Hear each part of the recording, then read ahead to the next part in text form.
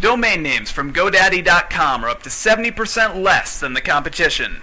Plus, each domain includes free hosting with a website builder, a free blog, complete email, and much more. Plus, as a listener of MuggleCast, enter code MUGGLE, that's MUGGLE, when you check out, and save an additional 10% on any order. Some restrictions apply. See site for details. Get your piece of the internet at GoDaddy.com. Because a full year of MuggleCasting is now behind us, this is MuggleCast episode 70 for December 30th, 2006, our very special New Year's Eve show.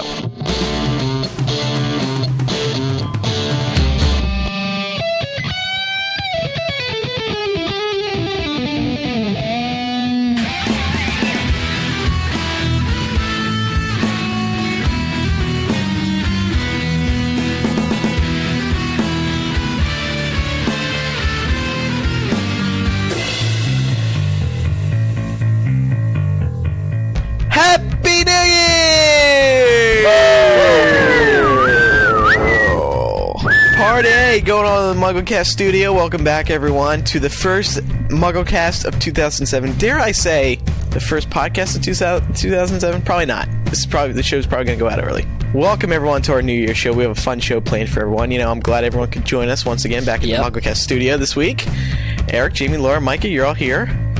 Apparently. Those MuggleCast t-shirts, they've been selling so well. We actually built a studio outside of my house now, and we actually have a private airport. So you guys just fly right in, no problem. Yeah. The treehouse doesn't count, Andrew. Sims International.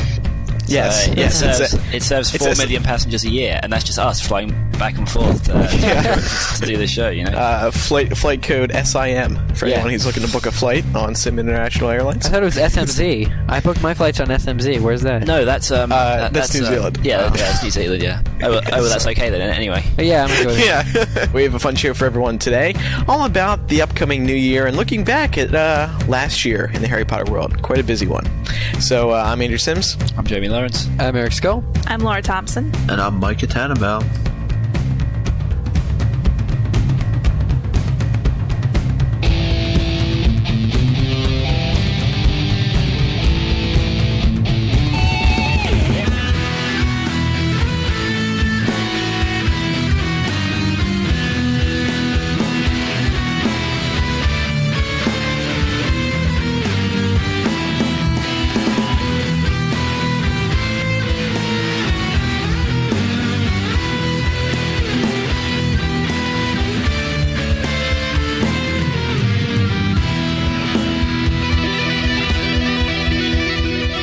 Harry Latino uncovered some interesting details earlier this week concerning recent trademarks filed by a company named Field Fisher Waterhouse, along with registering Deathly Hallows on December 5th. They also registered 2 more titles, Heart of Ravenclaw and Deadly Veil. A representative for Joe said that the titles were never contenders for Book 7. The representative went on to say, "We often registered a few spares to keep people guessing. Whether Joe reveals what her other 2 favorites were, I don't know." We received several tentative foreign titles for Book 7 that I won't even attempt to pronounce, but there are some very interesting translations.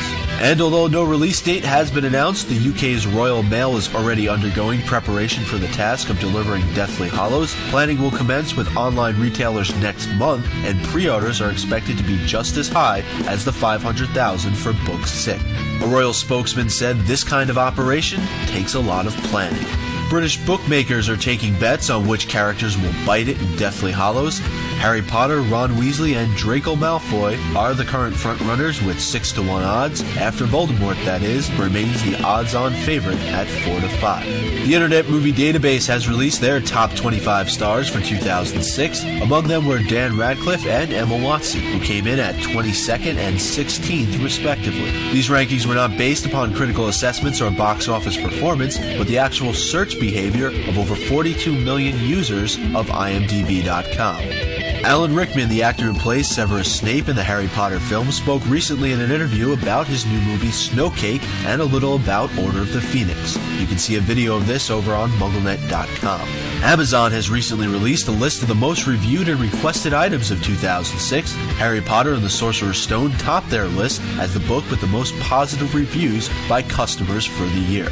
HPEF has announced 2 new Potter conferences. The first is Portis 2008 from July 10th to 13th in Dallas, Texas. With its theme opening the door to the Department of Mysteries, Portis will explore all the metaphysical aspects of the wizarding world. And the Ministry of Magic will be scrutinized even more in depth at Level 2 2009, which will be held July 23rd through the 26th, 2009 in San Jose, California. The theme for this conference will focus on defense against the dark arts. Registration for both these conferences has not yet opened, and websites are expected to be launched in the spring. Just a reminder, 2 other Harry Potter symposiums will take place this summer: Enlightening 2007 from July 12th to the 15th in Philadelphia, and Prophecy 2007 from August 2nd to 5th in Toronto. Finally, in what could be argued was not the best holiday gift for her, Laura Mallory, the Georgian mother who's fighting to have the Potter series banned from local schools, has been named Idiot of the Year by the Washington Post. The paper reads, "This vigilant mother of 4 has demanded local schools remove Harry Potter from their libraries because, in her analysis, the books are an evil attempt to indoctrinate children in Wicca religion." Congratulations, Laura, and good luck on your quest to eradicate the dark forces which pollute children's literature. That's all the news for this December 30th, 2006 edition of MuggleCast. Happy New Year, and see you all in 2007. All right, thank you, Micah. Wasn't that a great news segment? I enjoyed it. Yeah.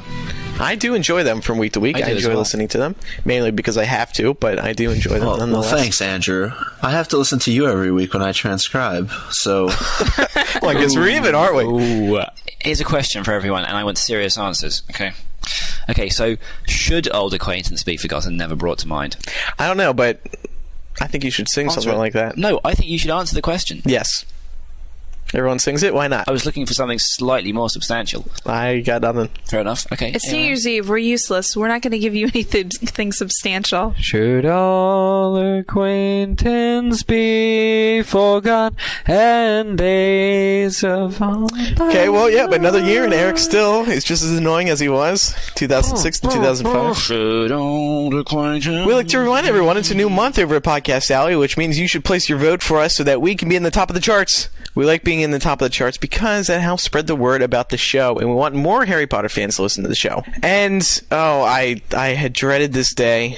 I didn't think that it would be coming this soon. MuggleCast t-shirts are no longer for sale. They are done. We can't sell anymore. Maybe we'll probably give them some away in contest, but this is it. You can no longer support the show via a t-shirt. We're all going to starve now. You're going to starve. There's no way of hibernating now. A lot of people have been asking us why we had to stop selling t-shirts. We did clarify episode 64 or a couple more 65, times. I can't remember which, but WB asked us for licensing legality issues just to stop. And of course, we are going to respect their requests. So they are no longer for sale. We'll probably still be giving some away in contests and such, and live events. So look forward to that. It is our New Year's show. We're going to take a step outside of the regular discussions that we do normally every week. And of course, the big news within the past couple of weeks, the release of the title of Book 7. If you didn't catch episode 69, that's where it's all at, and we'll be discussing it more on episode 71. But for now, it's a New Year's show. We're going to have some fun. Thought we'd start off by talking about some of the best 2006 moments, because this was a big year for Harry Potter fans. Even a bigger year for us. I was pregnant. Yeah. Yeah, it really was. Specifically for those of us who do co-host the show, we really all met each other this year. Yeah. Except for me and Ben. Surreal. Yeah. And Eric. Yeah. And Kevin. Well, we had... and Micah.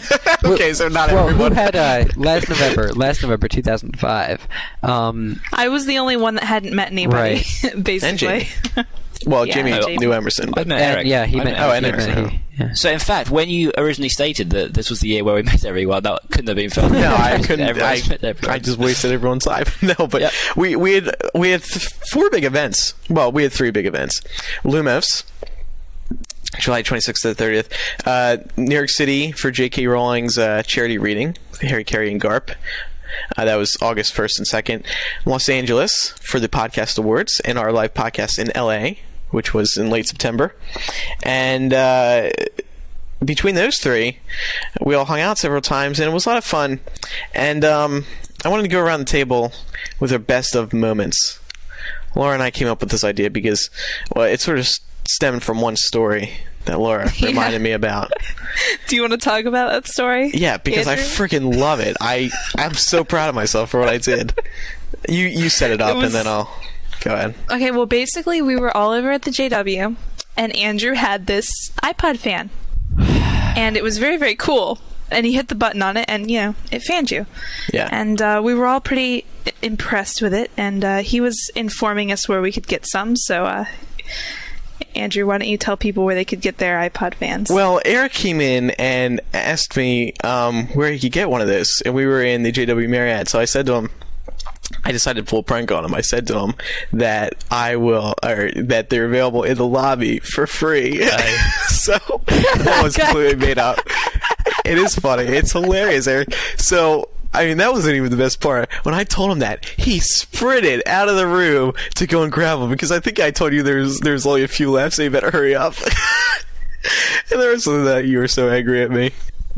It was hilarious though, because the second Eric went flying out the door, Andrew me. does this little jig. He's like all excited. He does this jig and slams the door to the room. Yeah. And I'm like, oh my god, that's so mean. And then I'm like, try not to laugh. Yeah, well, the untold part of that story is where I went down to the desk, asked this lady was mopping. There was nobody at the desk. I was like, a friend of mine said he got this iPod fan at the desk, and she was like, okay, what's going on? So I ran through the casino then. And they called the boys in white the coats. Conference center front desk. I thought you meant, maybe that desk.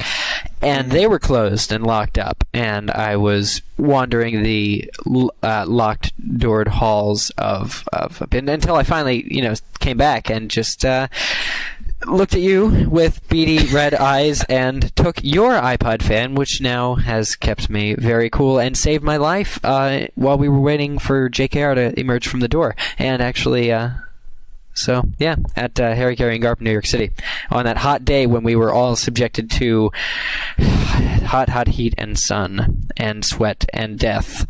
Hot heat. You owe me and I owe you. Exposure to insecticide has caused me to break So that was that. I'm losing weight. Jamie, you have any big memories about the past year? I guess at the live events. I don't want to sound like the bloody. Sorry, I don't want to sound like the guy who's like, and I want to bring out a big thanks to everyone. But I really enjoyed this year because it was awesome to go to America and meet everyone who's hopefully listening now, and it was so nice to see everyone and to speak to you all.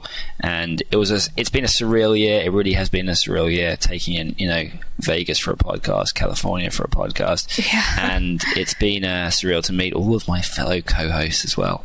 And it's clearly clearly they're all going to be lifelong friendships, and my god, I'm going to cry. Oh, Jamie, sorry to tell you have become that guy who says the I've just become the exact person I told myself I wasn't going to. I hate it when that happens, but at least you're a decent guy. Yeah, so all of you and all the fans that we've met, I think everyone's been absolutely lovely. I have not met a single bad person yet, ever, and I won't say ever, but in terms of Harry Potter fans, and the people we've met, that everyone's been absolutely fantastic, and I've had one of the best years of my life. So thank you, everyone. I'd agree with that. Yeah. My moment of the year is going to be Jamie trying to hold the balance the 7 boxes of Lucky Charms in Los Angeles. Oh yeah, thank you for those. They were awesome. He had 7 boxes. He was trying to carry all his stuff out with him, and the poor fans were still mobbing him for autographs. That was we had an awesome breakfast the next day. That's why I tell everyone. What breakfast? At my house? No, after the podcast in LA, we had all those Lucky Charms. Oh, and then finished. Yeah, there were 7 unopened boxes. Or 7 open boxes, rather, the next day. Micah, you got any stories you'd like to share? If you just say the same as me, then you can appear really, thoughtful and emotional, and you don't even have to say all the stuff. Well, I echo Jamie's sentiments. There you go. You're fine now. Everyone, I go. Oh. No, but I do have some funny moments. Give us your number one, and then I got a question for you. Oh boy, I'd say, and I don't know if Andrew even remembers this, when we were at the second night of Harry, Carey, and Garp, he must have been pretty tired because he slept through pretty much the end. Micah, of Stephen I don't know King what you're and talking John about. That would be Irving. unprofessional, and it would be I woke unprofessional. him up as J.K. Rowling was coming That is out onto okay. the stage. Okay, yes. Granted, I slept through one of the things, but I do not remember you waking me up. I'm pretty sure I woke myself up. You magically woke up. You know how many times I tried prodding you to get awake? Although I can add to that story because you slept through one too. hey, Andrew, who introduced Stephen? What was his name? King on the first night. Stephen King. Okay, well, the only reason I know this is Answer because the question, Andrew. Answer the question. no, it was Jon Stewart. But the only reason I know that is because I know where you're going to go with that. Of course I am. I didn't Of know course I as a am. fact. I didn't know that as a fact. But go ahead. Okay, what happened was we were all sitting there, pretty tired, sort of slumped back a bit, waiting, and they said, "And now, please welcome." And then I'll tell you in a sec the name of it. Jon Stewart, who's going to welcome, Stephen King on. Andrew jumped out of his chair. Practically silently No, I screamed. didn't. Okay, Andrew, you did. I saw you. Okay, you didn't have a mirror in front of you. I can see you now. Your eyes lit up like a child at Christmas opening the gift that So I he thought it was wishes cool. It he was has a nice wanted surprise. for it was more than cool. You thought it was. Synonymous with paradise. That one moment that you were No. sitting there. Hey, I'm all about that. Micah was Wait, I'm sitting beside me confused. when he came out, and I screamed and probably scared There's a him. but- historical inaccuracy. Yeah. Jon Stewart introduced J.K. Rowling because he was talking about Oh, yeah, his he child and how you should, I don't know, about kicking the children or whatever. I'm sorry. Well, Because yeah, J.K.R. yeah, had and attended then, the Daily Show the previous week. yes. Well, yeah, Andrew, couldn't contain his excitement. I had to calm him down for ages afterwards. Oh my god, Yeah, it was just a chore. I It just was kept a chore. shaking and Yeah. it's terrible. Sweating, vomiting, uncontrollable, Yeah. Well, my top moment was seeing Jon Stewart from row 6. Okay. Via tickets you bought the day Via beforehand. tickets I Not the bought day an hour of. or two before. Now I would have been perfectly fine with MuggleCast seats. I wanted to sit next to Kevin, Andrew, Jamie, Ben, all of them. But whatever. There just didn't happen to be a ticket for me, so I had to go on my own, fend for myself, get my own ticket, and I ended up in one row in front of Emerson Melissa, seeing directly in front of JKR for the whole reason. Their reserved seating. Go figure. The first night. So I don't quite know how I got that, but Melissa put it best when she said, someone up there must really like you. So that was my moment. I got to see JKR from. Who else are we missing here? You said you had a question, though, Andrew. I did have a question for you. You've done 2. Well, you introduced us for 2 live podcasts over the past year, 3 if you count the first podcast in New York City. What is it like? I've never asked you this. What is it like getting up in front of all those people, being the first one to talk into the mic? I mean, Is it scary? I'd be scared. I think there's definitely a little bit of nervousness going into it, particularly in LA, because I didn't think that I was going to be doing Oh, anything. yeah, and 5 minutes beforehand, I'm like, hey, then Micah, by the sort way. of had to put something together. I mean, it's hard because you don't know, do you want to stand up there and talk for a couple minutes? Do you want to just introduce the people and get it started? I mean, because I'm sure the audience knows that we're under time constraints in certain stores, so, we can't just sit there and have me talk and not get you guys up there. But I mean, I think it's fun starting it off, and I think going into the future, if it's cool to still do it, I think it's expected that that's what happens. And it's been a lot of fun doing that, and it kind of goes back to what Jamie said, just meeting all those people and meeting the it's fans of the awesome. show. It's really cool to go out there and have them sort of cheering like they do, and you sort of look at them like, why are you cheering for me? I'm just another fan. But you do it so Homosexual. well, Micah, too. You have this. You do it so well. I mean, you may be nervous or whatever, but you go out there and you're like, "How's everybody doing tonight?" And they scream. Okay, you're just the shiznit. Because because technically, I mean, except for the Vegas panel, I've been in the audience some of the times, watching, or even in Los Angeles when I was the guy in the audience talking to the people. It was great because I could get to watch you guys and watch you guys up on stage and see you guys develop. Not only did we develop the first year doing this this, but the second year of doing this, we've developed even further and our ties with Leaky have become stronger, and that's really developed. We've done the whole leaky mug thing. So last year, as everyone should remember, we made New Year's resolutions. And I have them queued up now because I want to see if we all did them. We'll start with me here. My New Year's resolution is to have, by the end of 2006, 100,000 MuggleCast subscribers. Is that so much to ask? I don't think so. No, I don't know about that one. 6.5 billion people in the world, so... Well, we're almost there. Not gonna lie, didn't get to 100,000 this year. Be open about it. Didn't make my New Year's resolution. I can only blame that on the listeners, not myself. So in a way, I'm doing okay. It was their New Year's resolution. Exactly. Which you assigned to them. I'll tell you one thing I did change. I sounded congested in all these episodes I listened to, the older ones. I sound like I'm ready to. It just sounds like I have the worst cold. Yeah. I thought that your voice had just changed. I thought it was... Do I sound like more of a radio professional now? Oh, yeah. MuggleCast. Yeah, so mine didn't work out completely. By the way, that's my New Year's resolution for 2007. Here's Ben's. Didn't really work out for him either. Well, first of all, is to stop eating so much Sonic. Why, Ben? Ben trying to cut back on that Sonic. That's not good for my heart. My second New Year's resolution is to meet Emma Watson. Okay, well, he did stop eating Sonic, and then he went to another fast food place with S. It's called Subway, and did not meet Emma Watson. So that did not completely work out. He saw her from a distance. He got close, close but no cigar. Let's see. All right, and then Kevin's. My New Year's resolution is get rich and take over the world. Yeah. Yeah. Well, Ben caught it right there. Doesn't everyone want to do that, though? It's like saying, I don't know, I want to be happy. Really? I thought you actually were hoping to be sad. Well, then Eric came up with a very original New Year's resolution. My New Year's resolution is to stop talking. No, but my New Year's resolution is to get rich and take over the world first. Eric, any comment? Did you do that? Well, since Kevin didn't, I'm technically still able and capable of fulfilling last year's New Year's resolution. Very true. It's very true. Good point. So I'm going to make that mine for next year. All right. Then, Laura, you sort of came through with yours. My only New Year's resolution would be to write more. Write more? Yeah, write more. I don't write so as you're much going as to I write should. a book? I've been writing since I was a kid, so yeah. So have I, actually. So she wants to publish.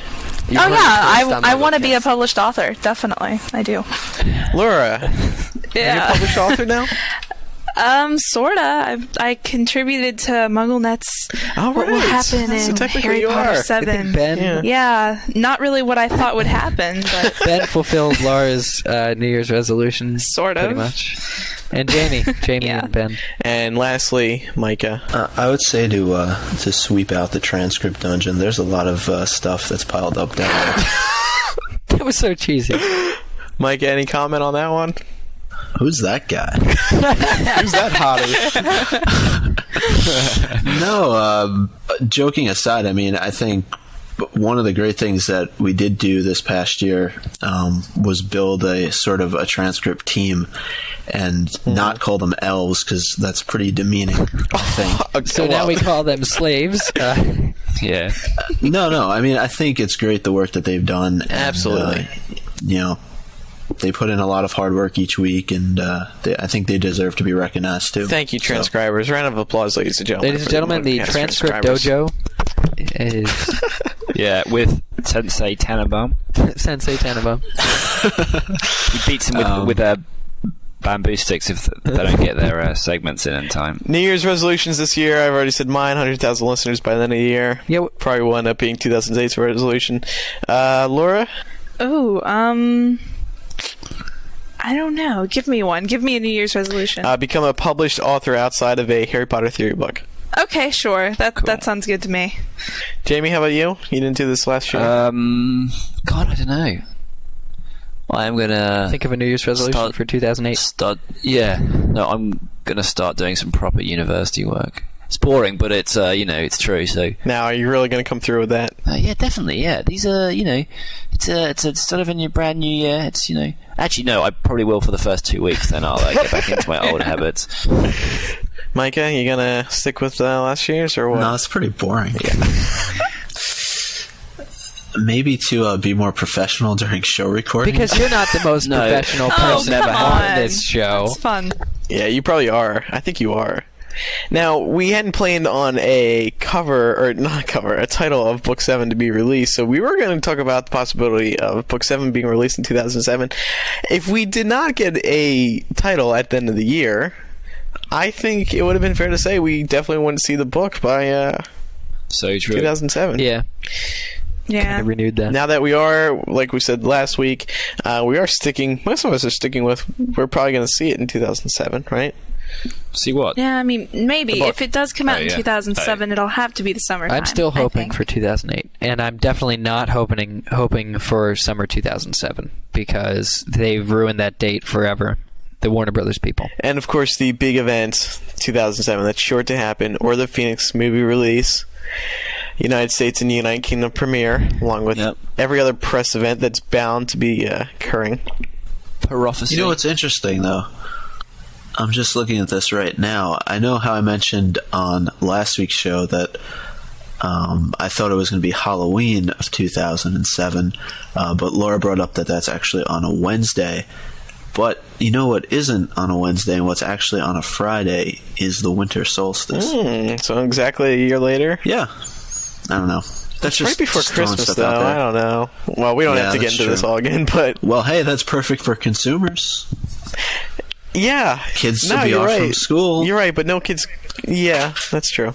No kid's It'd be gonna... cold outside to do a podcast. No kid will want to wait till Christmas, though, to get the book.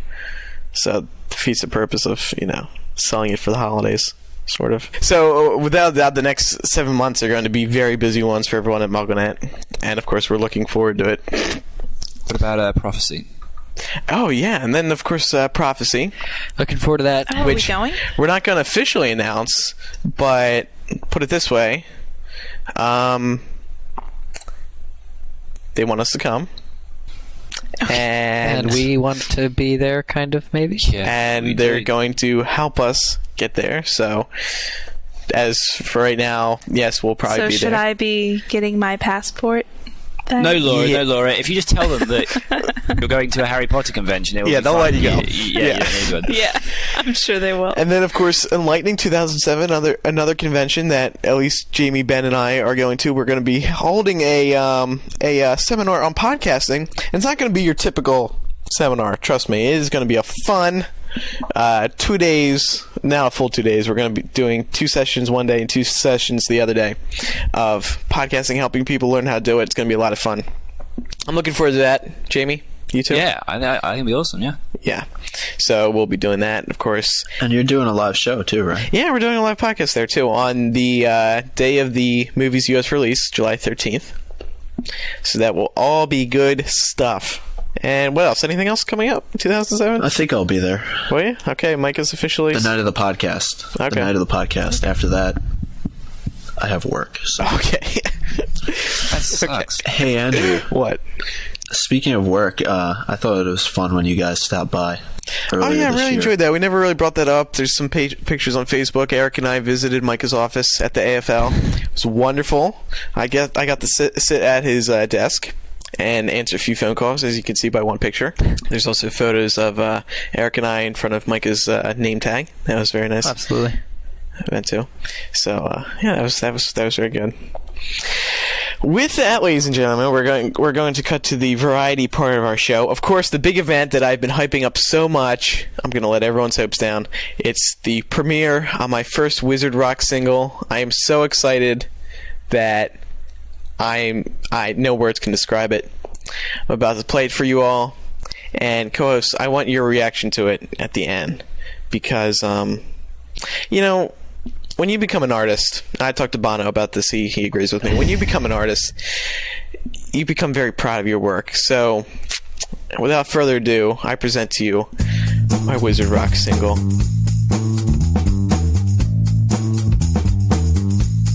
Wizard Rock. What's up with that stuff? Andrew Sims here to show you the fluff.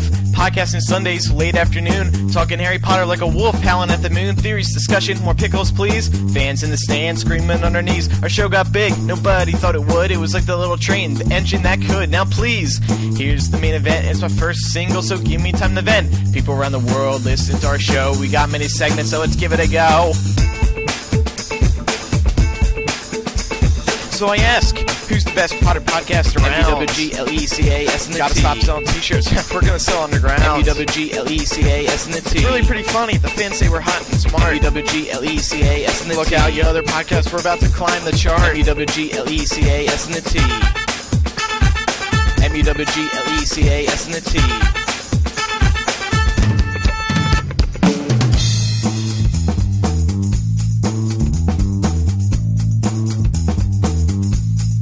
We will start with news. Each and every week might contain the anchor man, making all the girls shriek with laughter. I mean, this guy is really funny. Don't be bugging him, though. He'll kill some purple bunnies. The announcements. Hold up, let's skip those. I'll be the first to admit they should be disposed. Podcast Alley, vote once a month. There, I said it once. Now do until your life's done. Let's get to the part we call the main discussion. It's catchy and intriguing, as is percussion. Sometimes we screw up on a fact or two. It's true, the fans knew. They often make a breakthrough. Speaking of fans, we have listener rebuttals sent in via email faster than a space shuttle. We love the feedback. It's great to open and read. Now, let me ask you, are you ready to proceed?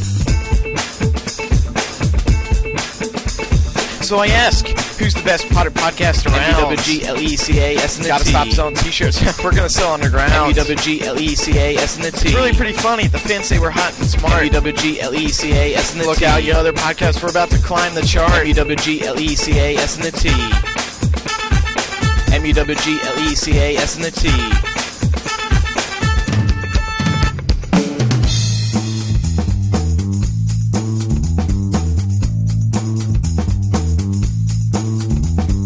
Email, send it off to us. The rebuttals, feedback, complaints come by the bus. Load day after day. It makes my brain fries. I don't expect a reply. Gimme a butterbeer. When Ben's got an issue with Potter, you better stay in clear. Christiane Emma Watson, Laura Mallory. Give it a rest. It's just a good story. I hate to speak its name. Chapter by chapter, going page by page, analyzing what's after each and every letter. Nothing is missed. Sadly, though, it made the MuggleCast reject list. 1218-20 magic. It's the number of fans call with a question. Don't make it tragic. Call right now. Leave us a note. Don't make it something boring and we'll have your throat. So I ask, who's the best Potter podcast around? WWGLECAS and the Gotta T. Stop selling t-shirts. We're gonna sell underground. WWGLECAS and the T. It's really pretty funny. The fans say we're hot and smart. WWGLECAS and the T. Look out, you other podcasts. We're about to climb the chart. WWGLECAS and the T. MUWGLECAS and the T.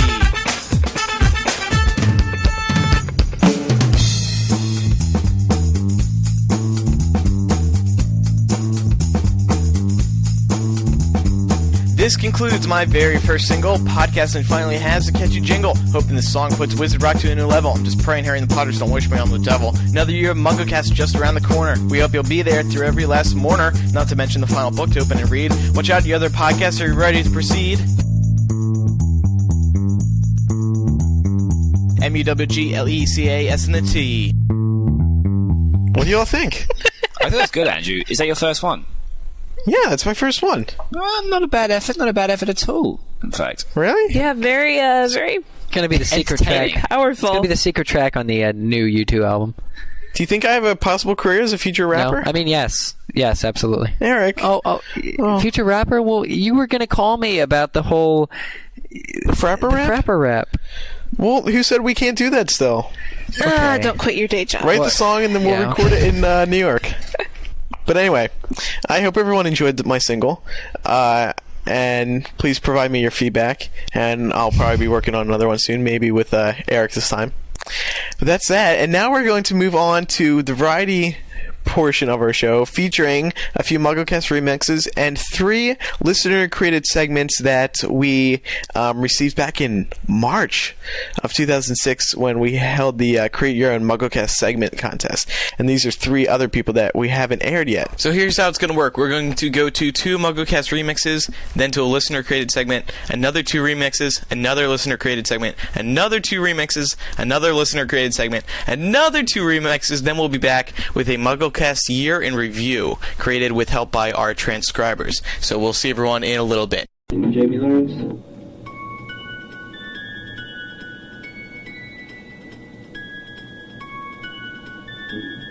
Is there?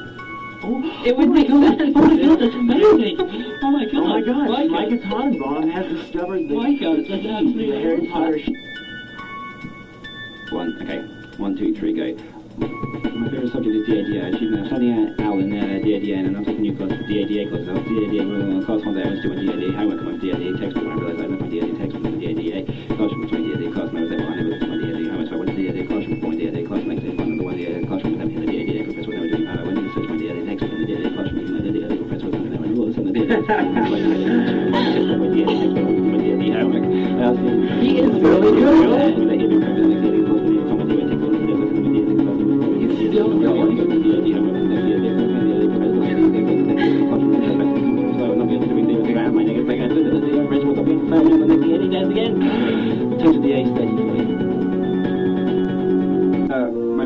I've been meaning to ask you this for a while now. I'm afraid I can't get down on one knee, but Ben Carlos Shea. Carlo, will you marry me? He has dreams at night. He has dreams at night of like running through a cornfield and they're chasing each other and their arms are about them. And come on. You can hear like chariots of fire going. Okay, enough embarrassing. Okay, truly, madly, deeply do.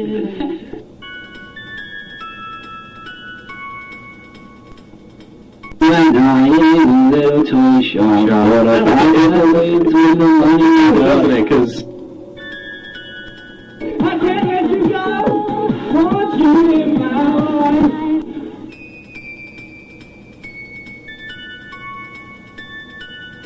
I'm still here forever.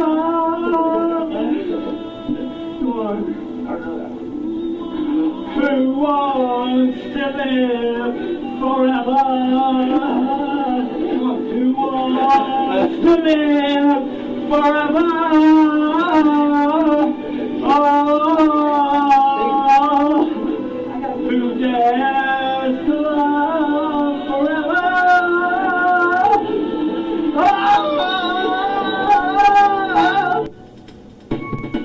God bless you. There she was, and just walking down the strip, singing "God Bless the USA." New York to LA.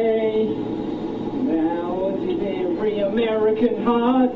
Trying to hear to say, hey! And I'm proud to be an American, but at least I know I'm free. I won't forget the men who died, who gave their life to me, and I'll gladly stand up next to you. And we're proud to be an American, but at least I know I'm free. And I won't forget the men who died, who gave that right to me, and I'll gladly stand up next to you. I'm so tired today, 'cause there ain't no doubt I love this land. God bless the USA.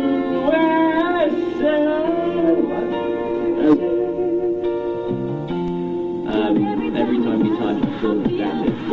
Every time I reach for the sky, can't you feel my heart beating slow? I can't let you know I'm feeling in.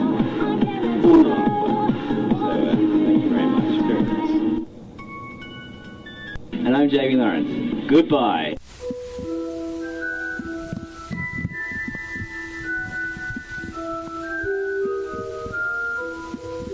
everyone, welcome to this week's MuggleCast guest cast, and I'm Maddie Nelson. And I'm Gloria Mendoza. And we're coming to you live from Maddie's bedroom. Gloria, how's the news?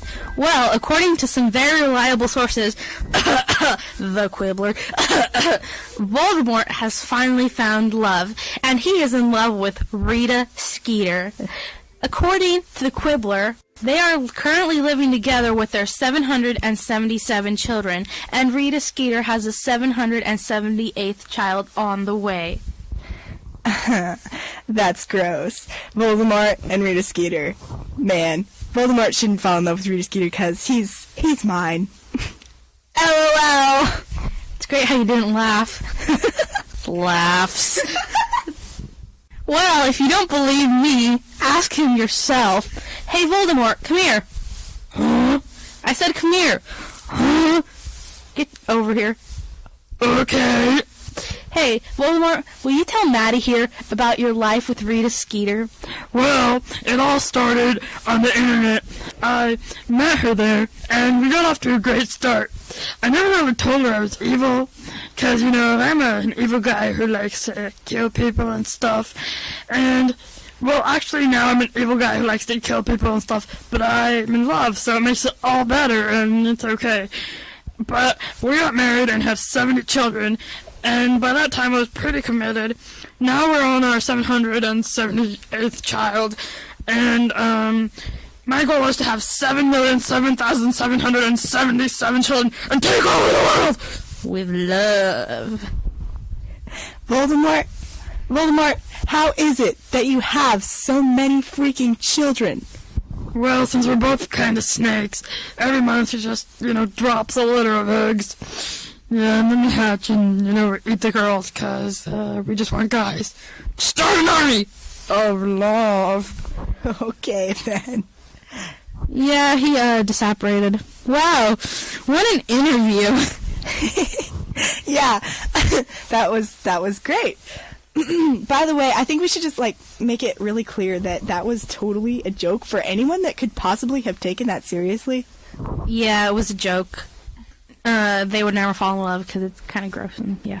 It's really gross because it's Rita Skeeter, and I'm pretty sure she's not a snake, so she wouldn't lay eggs. But there's fan fictions about Voldemort and Ginny, so we're just making fun of it. We're joking. And now let's bring out our second special guest, Harry Potter, everyone.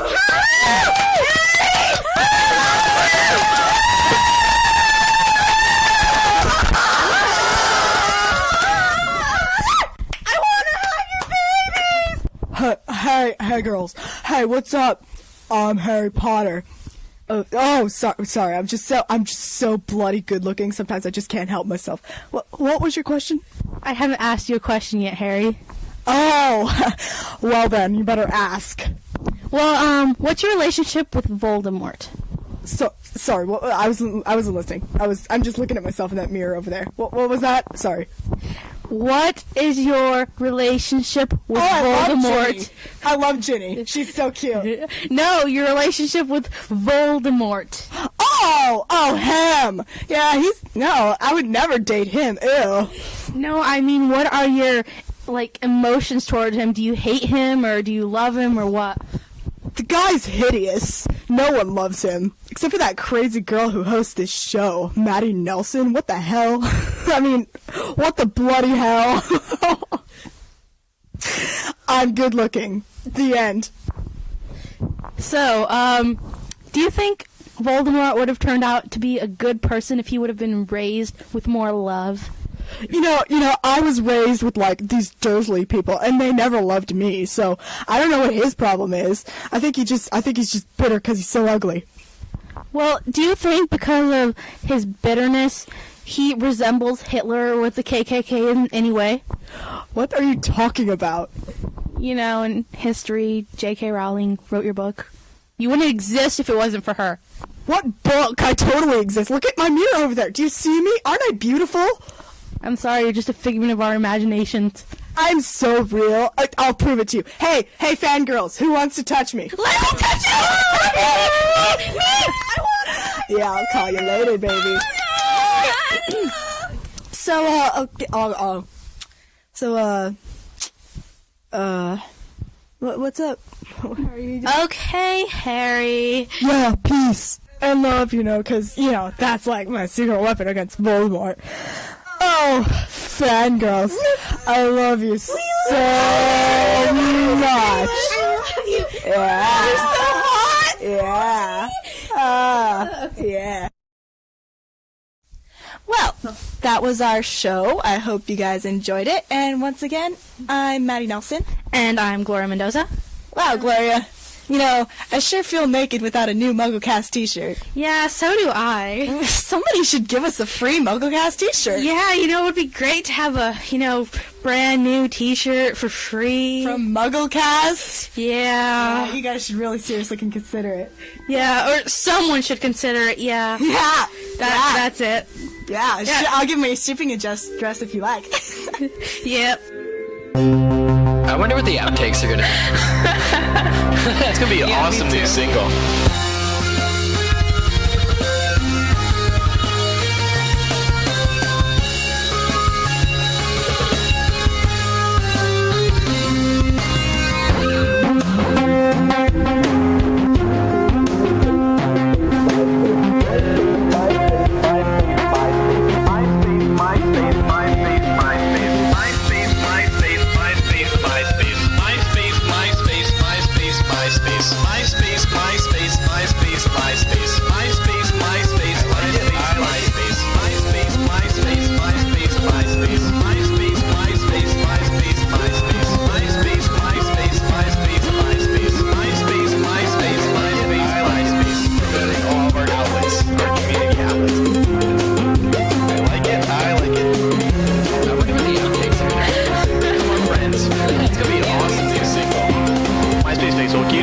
Last FM, fan listing force, MySpace, Facebook, YouTube, Frapper, Last FM, fan listing force, MySpace, Facebook, YouTube, Frapper, Last FM, fan listing force, MySpace, Facebook, YouTube, Frapper, Last FM, fan listing force, MySpace, Facebook, YouTube, Frapper, Last FM, fan listing force, MySpace, Facebook, YouTube, Frapper, Last FM, fan listing force, MySpace, Facebook, YouTube, Frapper, Last FM, fan listing force, MySpace, Facebook, YouTube, Frapper, Last FM, fan listing force, Facebook, Frapper, MySpace, MySpace, Facebook, MySpace, I like Facebook, YouTube, become our friends. Last at Facebook, last at Facebook, last at MySpace, MySpace, MySpace, MySpace, MySpace, MySpace, MySpace, MySpace, MySpace, MySpace, MySpace, MySpace, MySpace, MySpace, MySpace, MySpace, Facebook, YouTube, Frapper, last at Fantasy Force, MySpace, Facebook, YouTube, Frapper, last at Fantasy Force, MySpace, Facebook, YouTube, Frapper, last at Fantasy Force, MySpace, Facebook, YouTube, Frapper, last at Fantasy Force, Frapper, YouTube, Frapper, MySpace, last at MySpace, promoting all of our outlets, our community outlets. Become our friends. Last time, MySpace, MySpace, Last FM,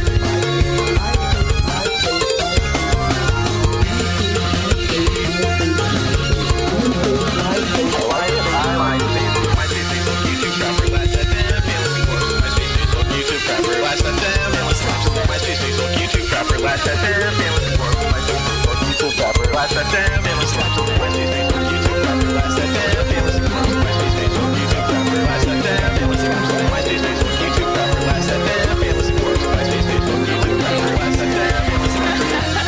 It's gonna be an awesome new single.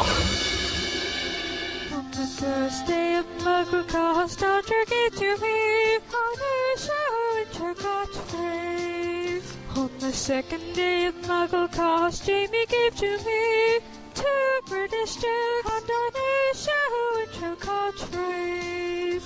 On the third day of MuggleCast, Eric gave to me 3 crackpot theories, 2 British jokes and on a show intro catchphrase. On the 4th day of MuggleCast, Micah gave to me 4 updates from Zelda British joke, and a new show intro catchphrase. On the 5th day of MuggleCast, all who escaped to me, 5 brand new shows, 4 updates from Joe, 3 crackle theories, 2 British joke, and a new show intro catchphrase. On the 6th day of MuggleCast, Kevin gave to me 6 head spinning theories, 5 brand new shows, 4 updates from Joe, 3 crackle theories, 2 British joke, and a new show intro catchphrase. On the 7th day of MuggleCast, all who escaped to me, 7 Horcruxes, 6 head spinning theories, 5 brand new shows, 4 updates from Joe, 3 crackle theories, 2 British joke, and a new show intro catchphrase. On the 8th day of MuggleCast, Laura gave to me 8 runs against Laura Mallory, 7 Horcruxes, 6 head spinning theories, 5 brand new shows, 4 updates from Joe, 3 crackle theories, 2 British joke, and a new show intro catchphrase. On the 9th day of MuggleCast, Ben gave to me 9 recording locations, 8 runs against Laura Mallory, 7 Horcruxes, 6 head spinning fairies, 5 brand new shows, 4 updates from Joe, 3 crackle theories, 2 British joke, and a new show intro catchphrase.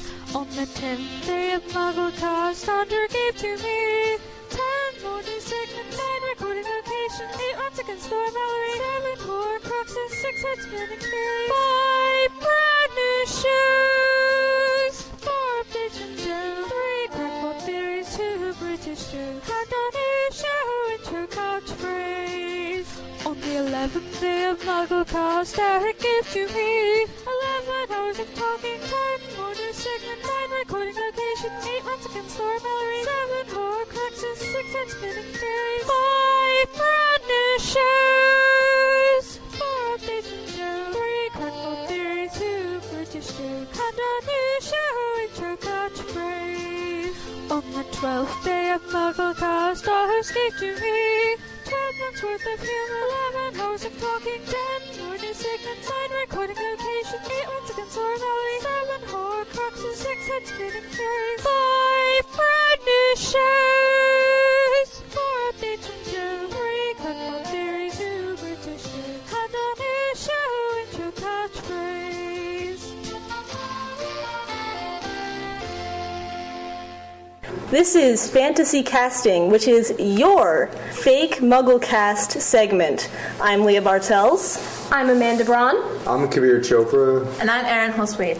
The rules of fantasy casting are, well, basically, in the movies, you have to be British and you obviously have to be the correct age. We're getting rid of those requirements. It doesn't matter if you're American or if you're African. We don't care. It doesn't matter if you want to cast a young Fred Astaire as Harry Potter. You can do that. You can do pretty much anything you want on fantasy casting. Old, young, or dead. My personal favorite. Yeah. We love to bring people back from the dead. Alright, so first of all, those are the people that I really don't want to ever get rid of, and that would definitely be Maggie Smith, who plays McGonagall. Oh, yes. Alright, and I also wouldn't want to get rid of Robbie Coltrane as Hagrid. Alright, so let's move on to actually casting people. A lot of people don't like the way that Michael Gambon has been playing Dumbledore. I wonder why. I'd kind of like to bring Richard Harris back from the dead. I mean, and if we had to choose an old white guy, either bring Richard Harris back from the dead, which we can do on fantasy casting. Because, we're magical like that. Or I'd say we should cast Peter O'Toole, who played King Priam in Troy. I have a nomination. Morgan Freeman. I've got to say, that despite the fact that he's black, he just has that wisdom and that sort of quiet grace. Now that I think about it, I know another good role for Dumbledore. Arnold Schwarzenegger. No! Wait, you wanna know why? Why? You know why? Because, no offense or anything, but the current Dumbledore sucks. We've gone through that. The fact that somebody like Arnold can do a better job than him. Yes, that's Okay, he would make a really funny, Karkaroff. You will be you make it very funny. tiny cock girl. Who would we get to play Ginny Weasley? Ginny Weasley. Young Nicole Kidman. Paris Hilton. No! I'm kind of torn between Amber Tamblyn, who played the part of Joan in Joan of Arcadia, and Alexis Bledel, who plays Rory on Gilmore Girls. I personally go with Amber Tamblyn. She just suits the character better in my own opinion. Yeah, it's kind of her normal teenage angsty side, like nobody likes me and oh my god, my boyfriend's an idiot. She played that really well. Yeah. In interviews I've read, she's a really down-to-earth person, so I think she can incorporate that really well into characters. Yeah. On the other side, Alexis Bledel plays the sort of intelligence side. Of course, I'm totally banking on how she plays Rory. And I'd have to say, it's a little too sweet. I think Ginny's got a little more fight in her. Yeah, all right. And speaking of Gilmore Girls, Milo Ventimiglia, who played Jess during the first few seasons, would be bad boy. He would make the perfect young James Potter. Exactly. And his hair defies gravity. Both of them. Who can we think of for Hermione Granger? I personally liked the girl who played Trillian, maybe? Zoe Deschanel, who played Trillian in the movie To Hitchhiker's Guide to the Galaxy. She's definitely really quirky. And I think that describes Hermione really well. And it would be hilarious to see her send canaries after. Yeah. You know what? He deserved it. He did. He did deserve You know what? She's allowed a freak out. Everybody's allowed to freak out about something. It was about time he noticed she was a girl. Harry does it at least once a book. And Ginny pulled the wand on her brother. Yeah. Well, who doesn't these days? Poor Ron. Actually, while we're on the subject of Ron, does anybody I like Rupert Grint, but I can't think of anyone else to put in place of him. I couldn't think of anyone else. Ron is one of those characters where you can't really replace him. The actor, he's just too much into the role. There's nobody better for that role. That we can think of. Well, that's the thing. I mean, the thing about replacing people halfway, Michael Gambit is a very, very good show of what happens when you replace an actor mid-series of a movie. If they replaced him with somebody more fitting for the role, like, say, Peter O'Toole, then it wouldn't have been so jarring. But the thing is, he and Richard Harris had two completely different takes on what the character of Dumbledore was all about. But in fact, he hasn't even read the books. Exactly. He doesn't even know what a take the character should be. All right. Yeah, I would not replace the Phelps twins. No way. The Phelps twins are not getting replaced. They are far too funny. They work wonderfully together. They can't be replaced. They just play the roles so perfectly. I was watching Goblet of Fire and just sitting there during the scene where they had the H poster. Yeah, and they were putting their names in the goblet. I was just geeking out because it was perfect. And their interaction with Emma Watson when she and then they started the fight. And I just thought you probably read the script this morning, didn't you? Good on you, because she had it memorized. She could use all the big words. Good job, Emma Watson. We won't replace you after all.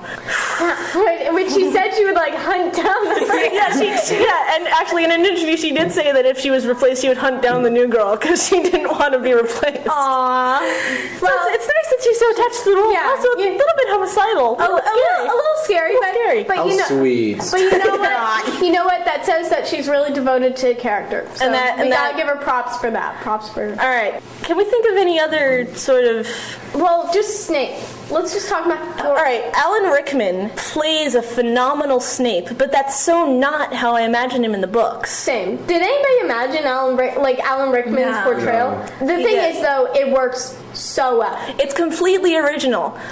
You think of Snape in the books, and he's this total slimy, evil, nasty ball of hair grease. But in the movies, he's just... It's elegant. Alan Rickman makes Snape cool. He just is so not what I imagined, but he's really perfect. But if I had to pick a Snape that would be my Snape, I wouldn't even know where to start. Yeah, I think Alan Rickman is just it. I just want to shamelessly plug.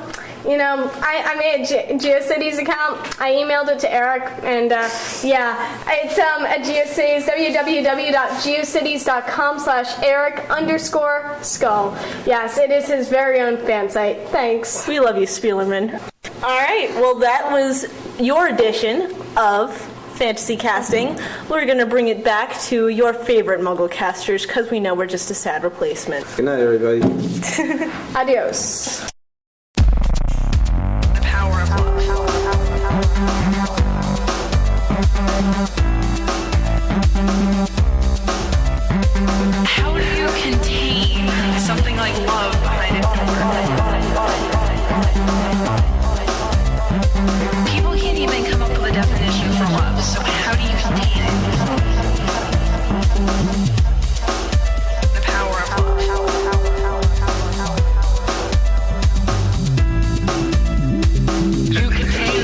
think you can study that.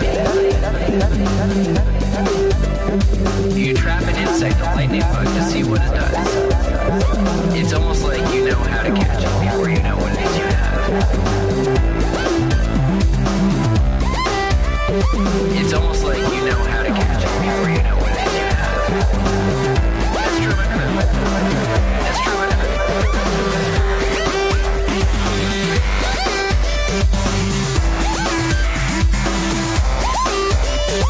You trap an insect, a lightning bug, to see what it does. It's almost like you know how to catch it before you know what it is you have. It's almost like you know how to catch it before you know what it is you have.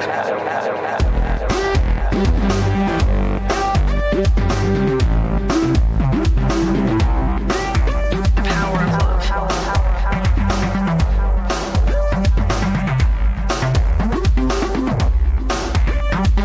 Anytime in any of your lives that you've ever been attracted to somebody, did you just look at that person and say, I think I want to be attracted to this person? No, it just happens. It just happens.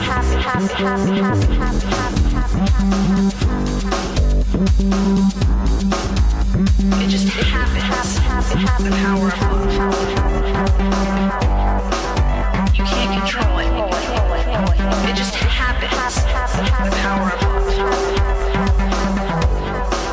You can't just capture that. You can't just say, I have this, because you have no control over it. It's the same way with love.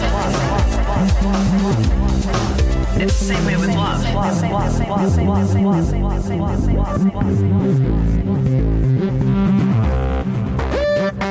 It's almost like you know how to catch it before you know what it is you have. That's true about everything. People can't even come up with a definition for love, so how do you complete it? You can't control it.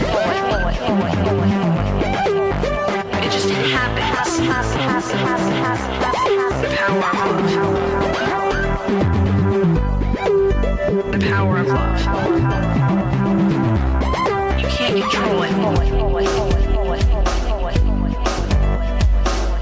How would a room contain the power of love? The power of love. The power of love.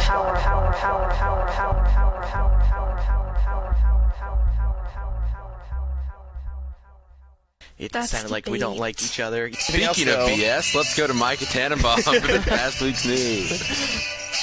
What you guys don't actually know is Kevin's actually a girl. Also, we have to remind you to not vote for the Leaky Cauldron.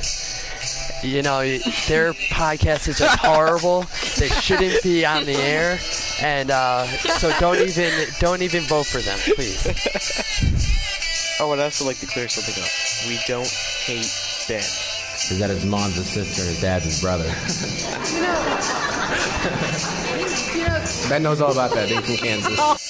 Okay, Micah, go to the dungeon. You're out of here. Get out of here. Get out of my sight. Get out of my sight. Andrew has totally got this Jersey hooker red light district type attitude. Don't forget MuggleCast t-shirts. I wear them to school and I actually get noticed for once. Yeah, when the apples hit your head. I was going to say that they pick their least favorite person on a podcast and they throw them through. Bye, Laura. No, I was actually thinking Bye, of you, Eric. Ben. Well, here, let me ask you guys something. What is the number one request that we get right now? Less Eric Skull. Every time you vote for Pottercast, God kills a kitten. They'll love each other. And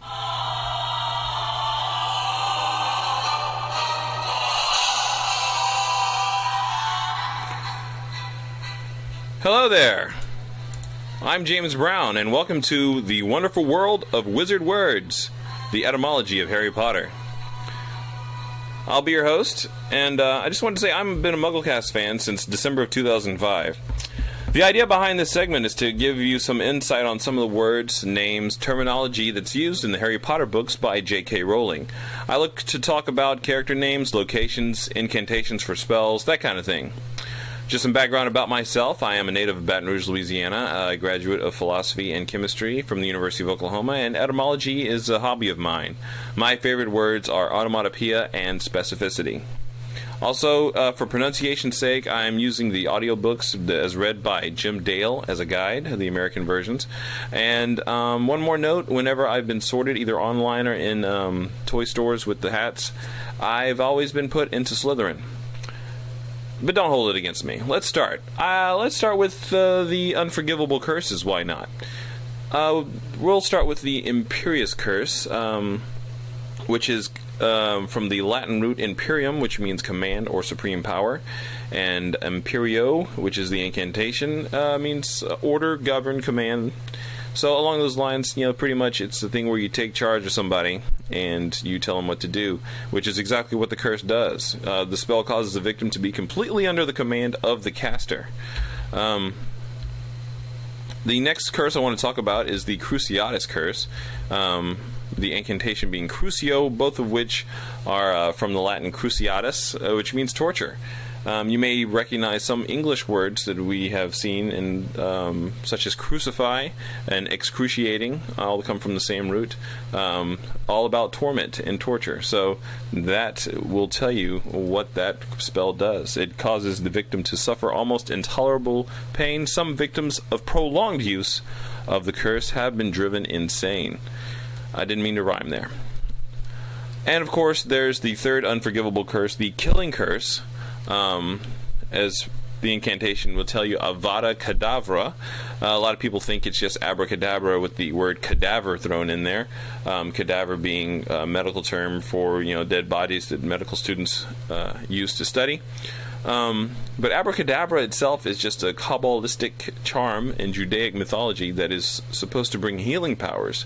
One of its sources is believed to be from the Aramaic Avada Kedavra. Another is the Phoenician alphabet, abracadabra, which is essentially, if you were saying that in English, it would just be A, B, C, D. Which is ironic because the word alphabet comes from the Greek doing the same thing. Alpha, beta, gamma, delta, alpha, beta, alpha, beta. But that's not the point. I digress. It's from the Aramaic, mainly Adada Kedavra,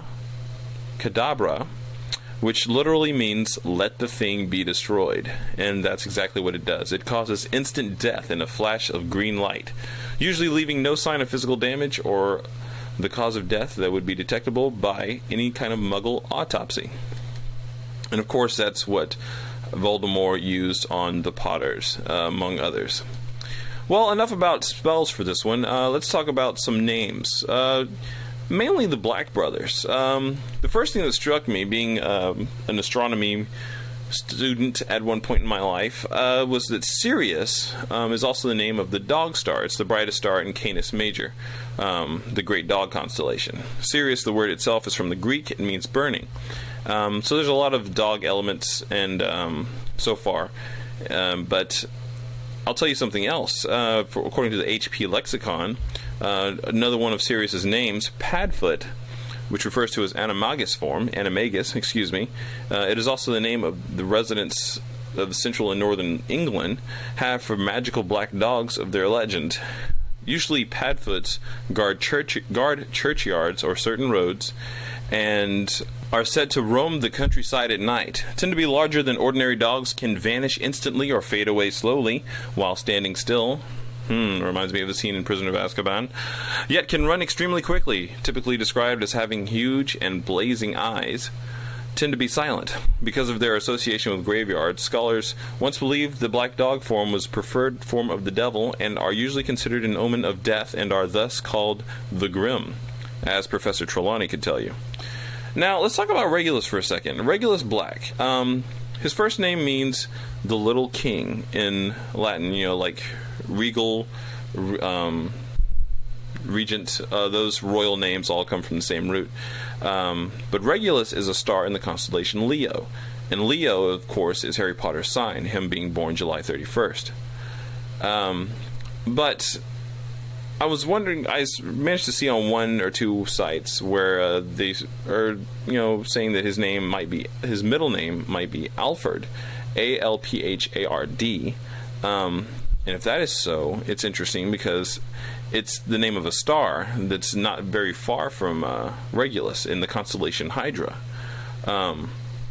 And the Arabic name, the Arabic translation of that name, Alfred, is the Solitary One, which would be quite fitting for Regulus, as he has neither, been part of the Order of the Phoenix, and apparently he's abandoned his Death Eater compatriots, if he has ever really truly one. So it's interesting that would be the Solitary One, because Regulus is the Solitary One. Well, that's pretty much all I wanted to say for this time out. Information from this podcast segment has been gathered from numerous sources, including but not limited to the HP Lexicon, the MuggleNet Encyclopedia, Wikipedia, unabridged.merriam-webster.com, and the astronomy page of the University of Illinois at Urbana-Champaign. I would especially like to thank the HP Lexicon, who has given me permission to use their site as a resource. I didn't realize how extensive a resource is until I actually started preparing for the podcast, though. So thank you to them. Anyway, remember, quid Latina dictum sit, altum viditur. Thank you. I'm James Brown.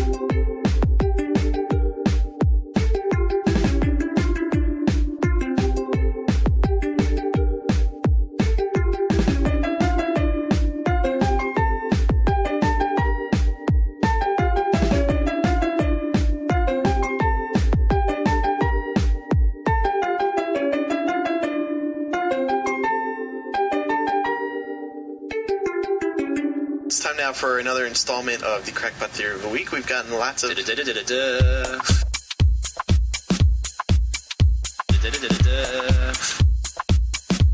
that music. It's kind of Layla.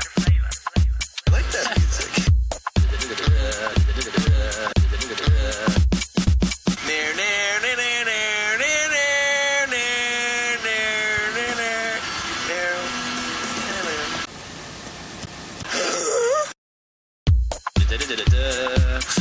Kind of Layla. There's no la on this one, though. I guess that's it. It's a New Year's special of Ben's top 10 list. Thanks, Andrew. Well, this week's list is Snape's top 10 New Year's resolutions. Number 10, get over his childhood grudges. Number 9, find a girlfriend. Number 8, wash his hair. Number 7, decide on his true affiliation. Number 6, get a nose job. Number 5, use Clearasil for his greasy face. Number 4, kiss and make up with Harry. Number 3, Eric. Number 2, what? Put a flower on Dumbledore's grave. And Snape's number 1 New Year's resolution is to get a tan. But there was a lot of scams, too, that happened. Yeah. Kevin Stack tried to steal a copy from his local Walmart. I did. Yeah. I did. Kevin, that was terrible. He got arrested. Then he realized he could get the book online anyway. I was successful. I typed 3 of the chapters and put them online. I mean... I did have one and stuck it on eBay. When eBay automatically assume it's fake, like, how do they know it's real? There's no way to make sure. In order to get it truly authenticized, I guess you would call it. Authenticated? Authenticated, thank you. You're cutting that out. Yes, you are. No.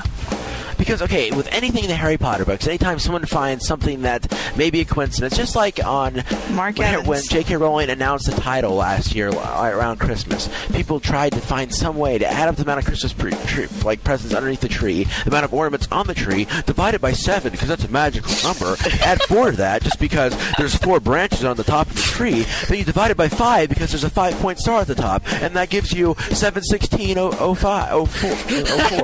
And MuggleCast MuggleNet staffer Calissa did that. Yeah, and I thought that is absolutely absurd. You're trying to twist this to make it fit what you want. No, but this isn't such a large. Okay. Actually, this isn't such a large twist. This is actually pretty good. Okay, this reminds me of English class where the teacher tries to make everything symbolize. That's something. because everything. What doesn't have to symbolize something. The amount of times my router light blinks within the next minute doesn't have to symbolize something. It being backwards does not have to symbolize anything. It does not have to be a coincidence. That's exactly what Ben, it is. It is just a coincidence. It is just the names themselves. Ben, you gotta slow down. You have to calm down. Ben, you're becoming Eric. Yeah, you're becoming your worst enemy. Okay, I think we're pretty much killed that. I think we Avada Kedavra that. We Avada Kedavra. It's been AK'd. Alright, I think we covered that pretty well. In conclusion, Dumbledore is not dead. He is dead. So DumbledoreIsDead.com. And the discussion will go on forever. So it makes sense that they would bury it. I don't know what else they would do with it. It's not like we've ever seen like a shrine, so to speak, of all the wands of dead wizards. Sorry, I got wine on a mind. I wonder why. See, the prophecy just needs to be like, Harry, just do it. Stop depending on the people around you.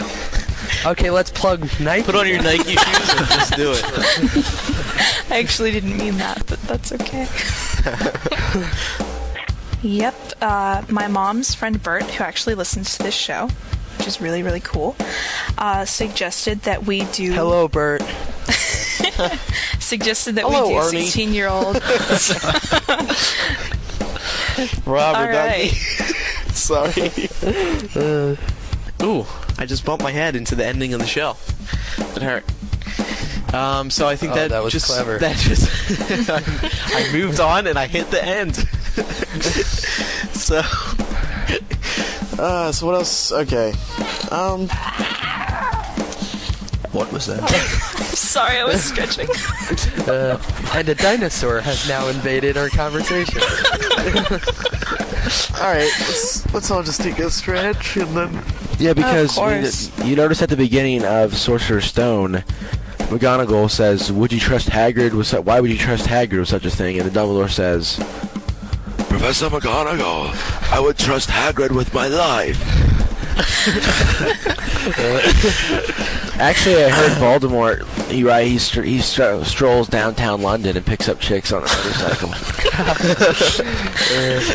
So that's where it went. Yeah. Actually, what about Hagrid's parents? We already discussed how his father was a wizard and his mom was a giant. I mean, the conception of Hagrid must have not been pretty. But Rubius Hagrid. Keep her up. I love that voice. Yeah, it really is perfect. You know, why do they have to die to prove anything? What does that prove besides that drama happens in real life? You know, it's the fantasy story. I don't think she has... Actually, I heard Joe wrote it in there to make you mad. I wrote it in there so kids who watch that skull. I can't think. Your hands all sweaty. It's my life, and it's now or never. I ain't gonna live forever. Well, somehow I'll get my hands on it. I mean, I got the Dumbledore's toast. I got the Fort Anglia. So it's only a matter of time before I... you have contacts. What's sad is that you're not joking. That's the sad part. I know. I did spend a lot of money on that toast. No, I was gonna say gullible. He's, ooh, silver hand, and the kid's off to play with it in a not weird way. No, we weren't thinking in a weird way. It was just a cute thing to say. Actually, I would have to agree with that because. What happened to defending your character? Well, because I didn't see. This is the thing. You don't know who you're gonna put him up against. He wasn't ready for the Dobster. Yeah. I wasn't. Let's talk about shipping. What is shipping? What is shipping? I'm like Dr. Phil. I'm like the Dr. Phil of shipping. Oh my god. Well, you know what I'm going to say here. I think shipping, it is very, very important to the Harry Potter shipping series. Is very important to a lot of people of the Harry Potter series. Turn him into... I don't know, Peter would probably run from a fight, though. Master, save me. Well, if the dueling club stipulations say that a character can run away, then yeah, Pettigrew would win. Well, I guess he could crush him with his silver hand or something like that. Ladies and gentlemen, boys and girls of all ages, you have not laughed until you've heard the Micah Tannenbaum laugh.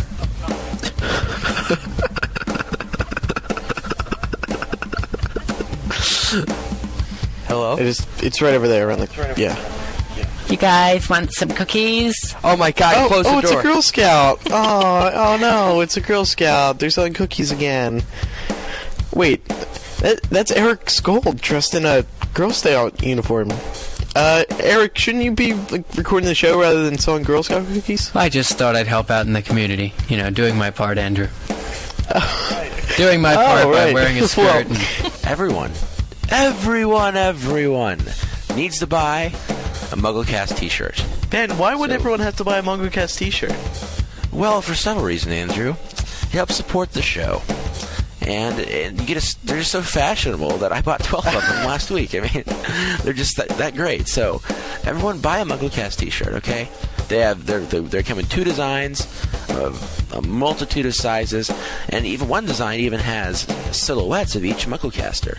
So that's Ben, you stink at PR. So make sure you buy let me do this, please. Okay, these MuggleCast t-shirts are made out. No. These MuggleCast. I insist. These MuggleCast t-shirts are made out of a special synthetic fabric, and in like 1 year, there's going to be something big happens, and all the clothing in the entire world is going to deteriorate, and all we're going to have left is these MuggleCast t-shirts.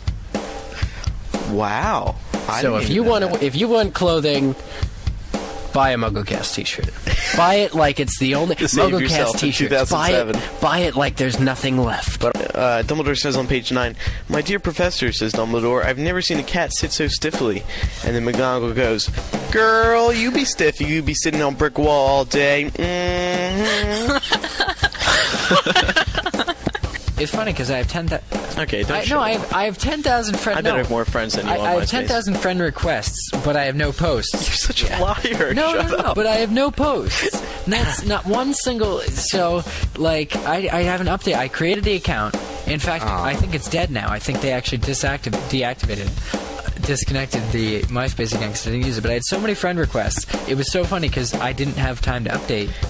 No, I'm not a show-off. I'm saying that it's so sad.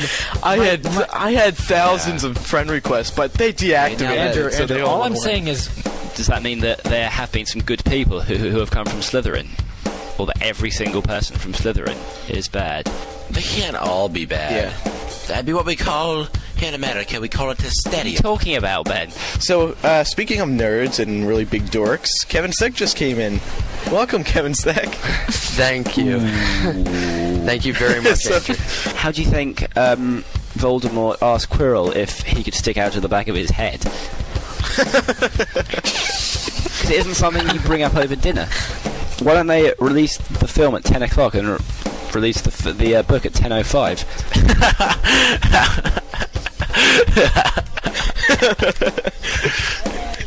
That'll confuse every single Harry Potter fan. Book or movie first? I don't know. Yeah, that's it. Does he really even need a job? He doesn't need a job. Technically? Well, yeah, he might have enough cash, yeah. He's gonna die anyways. Good point. Thank you, negative Ben. He's gonna die anyway. To everything. Who cares? He's gonna die anyway. Yeah, just say it. Just say it about everyone that we bring up.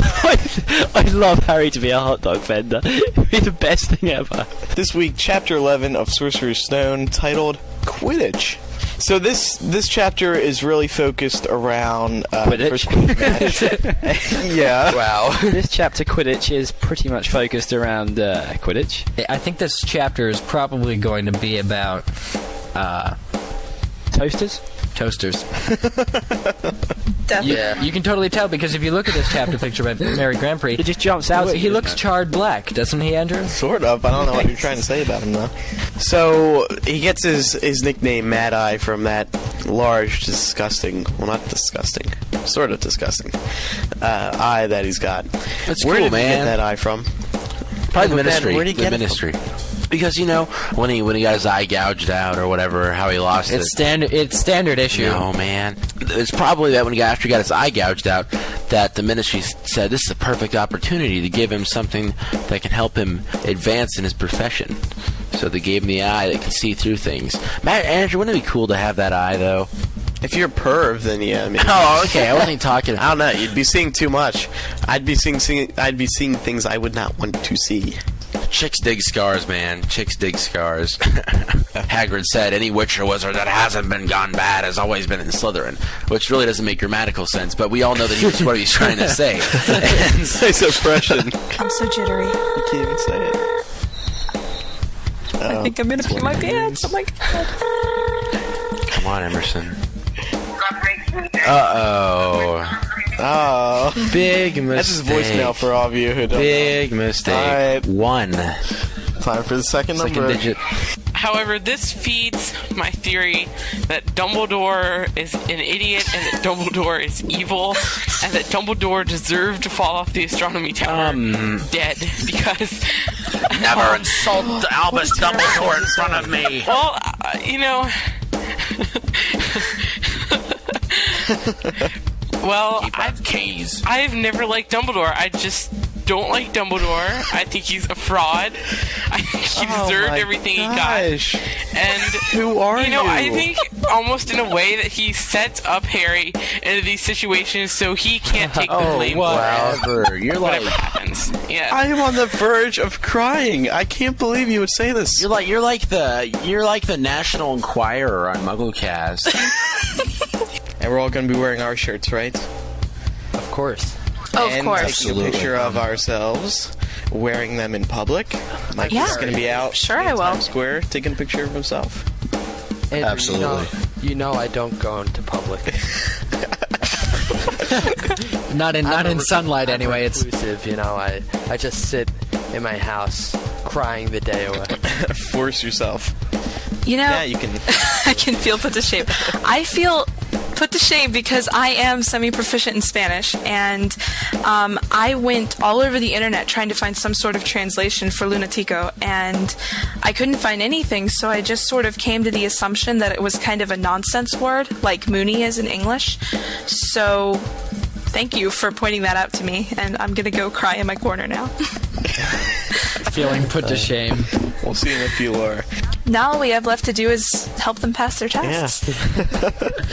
Remedial math with Kevin Stick. Yes. Oh yeah, I'm sure I math drill all of you. That would be honestly a podcast hour to remember. Mike has a good question for you. Okay. He wants to know why Notre Dame sucks. So here's the thing. Notre Dame doesn't suck because I'm pretty sure Mike went to Syracuse, and I'm pretty sure Notre Dame beat Syracuse 34-10. Oh. In football, how about basketball? He said, what about basketball? I'm pretty sure basketball doesn't matter. Yeah, and it's rough being Ben Shane. I can't let you go. Want you in my life. Wants to live forever. Come on. I don't know that one. Who wants to live forever? Come on. Who wants to live forever?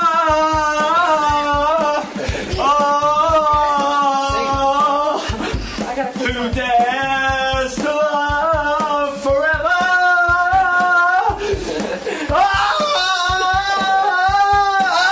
I'm Ben Shane in the middle of a street in Nebraska, stealing someone's Wi-Fi. But I found on Google one absolutely charming Harry Potter fan puts a theory out there. He suggests that Harry will go to Godric's Hollow, go to his mother's grave, pluck out her eyeballs, and then he will finally have, quote, his mother's eyes.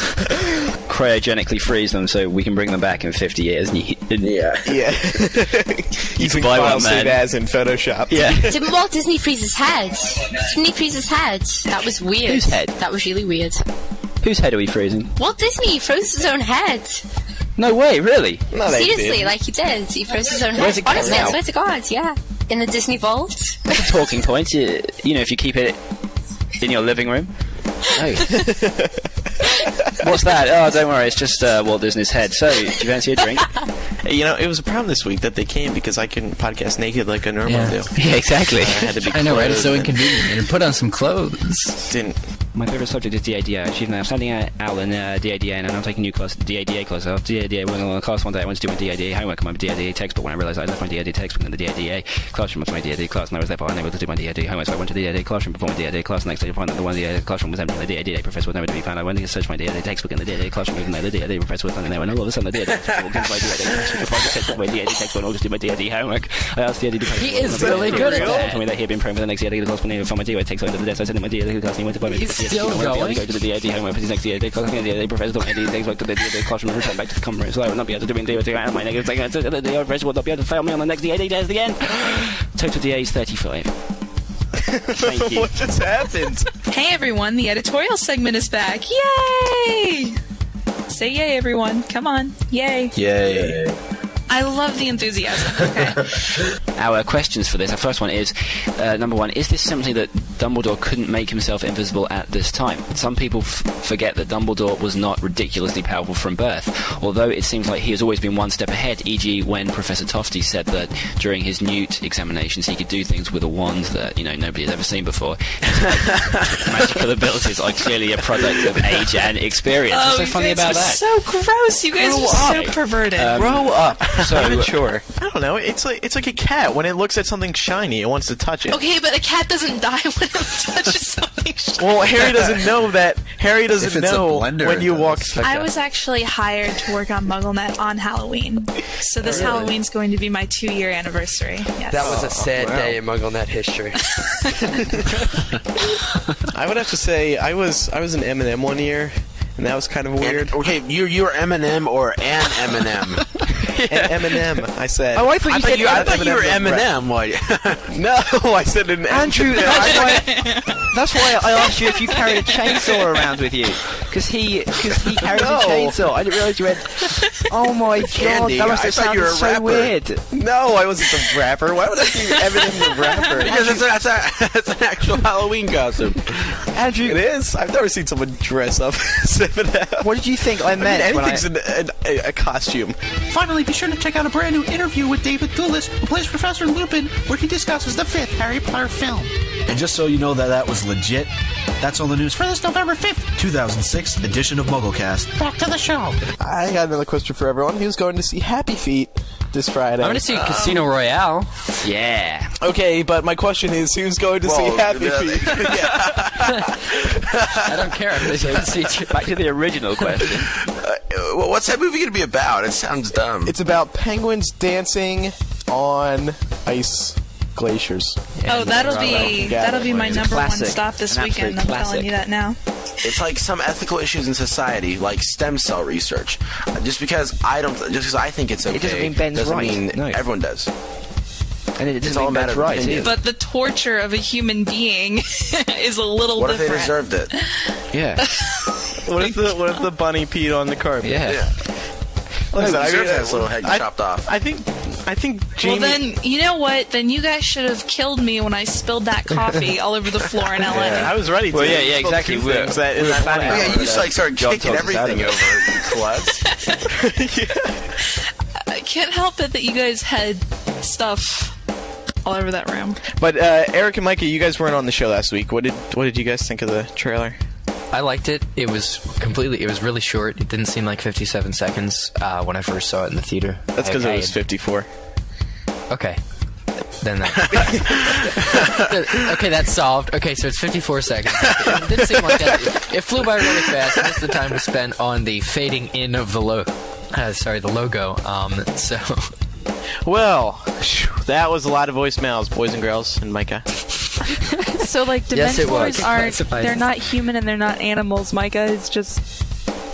Micah, he's not... Micah. He's his own species. I'd take that as a compliment. Micah? I do. I take it as a compliment. Oh, okay. Yeah. Well, you're an anchor man. You're not a man. You're not a woman. You're an anchor man. Down to. All right. Wow. What a long show. Filled with so much content. Yep. I'm exhausted. I think we're going to have to take a month off. I mean, it's extremely tired lying here just speaking into your microphone for an hour and a half. Yeah, and listening to all this. Yeah, this is rough. Not to mention, this is a double-header recording for us. Yeah. But anyway, we hope everyone has enjoyed the past year of MuggleCasting, and by hearing all those sound clips again, the MuggleCast year in review, we think we did have a good year. Or at least I did. Yeah, we all did. Very good. Yeah, and thank you to the transcribers for working on that for us. Yeah. Oh, yeah. Seriously, big thanks to them. Love. They all went through. They each had like 2 or 3 episodes of MuggleCast to go through and pick out their the funniest moments. So thank you to all of them very much. It's greatly appreciated. So another year of MuggleCasting begins now. Oh, God. Not another one. Oh, I'm just kidding. Of course, we're gonna have some new segments for you over the next year, and God only knows what other stupid stuff we're gonna come up with. Maybe a new catchphrase. I don't know. We hope everyone is having a great New Year's. Whenever you're listening to this, have a great 2007. In case we don't see you. I don't know why that would be, but so without further ado, I'm Andrew Sims. I'm Jamie Lawrence. Happy New Year. I am Eric Skull. I'm Laura Thompson. And I'm Micah Tannenbaum. Do not forget to become our friend on MySpace, Facebook, YouTube, Frapper, whatever the rest of the stuff is, and Last FM. Yeah, Last FM. It's all there over at MuggleCast.com. I just want to run through the contact information to send something to our PO box. We're gonna have a PO box update on 71. I promise. If Ben's on. MuggleCast, P.O. Box 223, Mound Ridge, Kansas 67107. You can also call in your voicemail questions to 1-218-20-MAGIC in the United States. If you're in the United Kingdom, you can dial 020-8144-0677. If you're in Australia, you can dial 02-8003-5668. You can also Skype the username MuggleCast, and please try to keep your message under 30 seconds. Also, you can visit MuggleCast.com for our feedback form to contact any one of us, or you can just use our first name at staff.mugglenet.com. So we thank you all for listening once again. Seriously, I think it's time to get sappy again. Thank you. No, seriously, thank you. To all the listeners. You people, being at Lumos and not being the only guy in costume, that made me feel special. I wasn't so alone.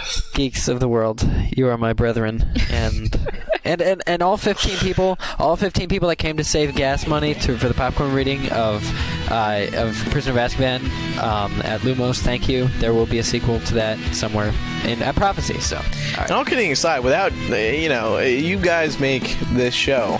We don't. We just sit here and talk. But without you guys, we wouldn't be doing this. It's quite. It's weird. Like when Andrew released the show, it's weird that what we've done has gone into that. I have to tell everyone without sucking up to him too much. He does turn what is a very, very messy, very messed up, long, boring, hard thing. The discussion into a very, very workable show. So, well, thank you, Jamie. That's very kind of you. It's okay. And yeah, please keep. We hope you'll keep listening with us into the new year and beyond. Yeah, with that, to book 7 and I beyond. always like saying, without you guys, we would be nothing. In the sense of this podcast. Yeah. So we thank you all for listening. We hope to see you all of 2007. So once again, I'm Andrew Sims. I'm Jamie Lawrence. Did we already do these? No, wait, we already did this. Oh my god, we've been recording way too long. We'll see everyone next week for episode 71. Bye-bye. Deathly Hallows. Happy New Year. Bye. Happy New Year.